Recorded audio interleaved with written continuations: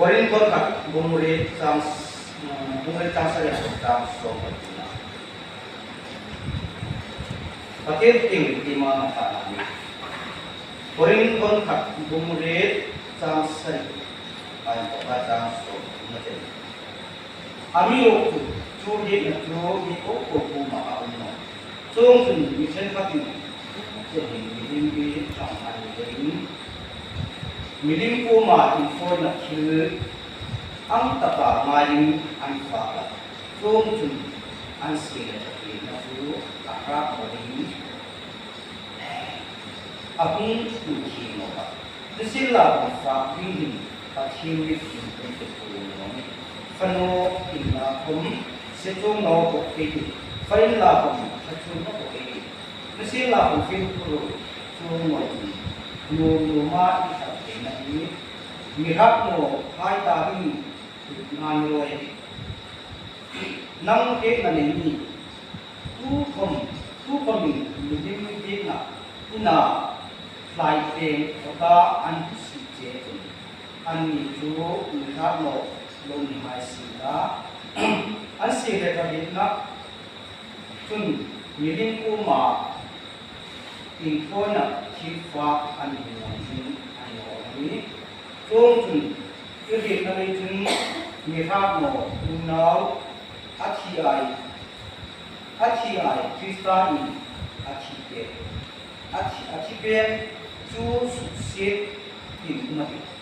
cũng nào hai chúng à chúng ang tin isu suda an sin để cho việc na akak mo na lai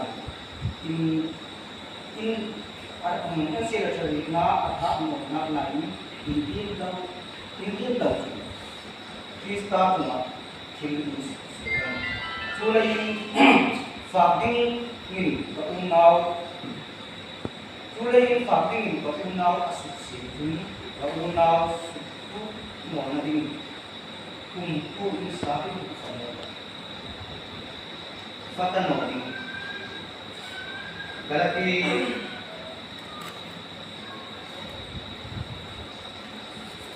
bung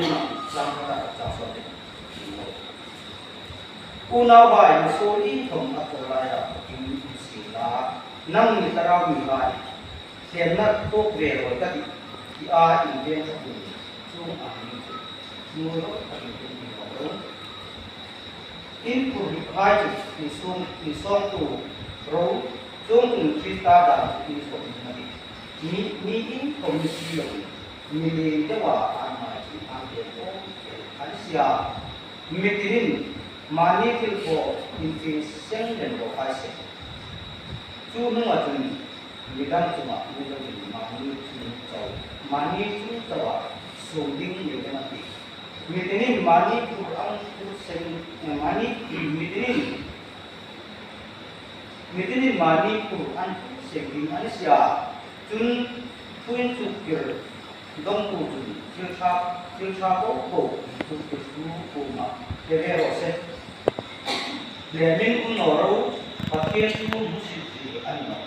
mình ai kia ăn chụp chụp xí cái này xia mà nít pizza thì mà thế tu chụp pizza xí nó tu xí cái gì tarau thì mà thế tu rồi thì tarau và tu thì nặng xí cái này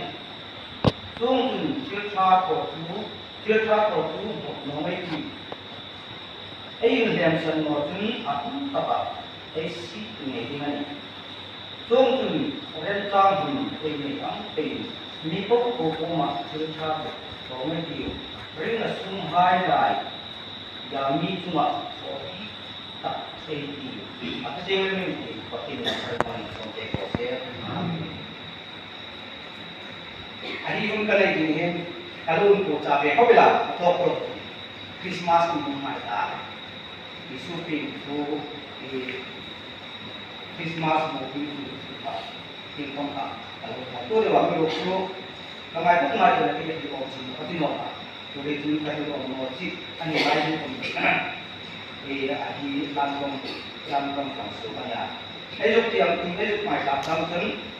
unau hai suri pun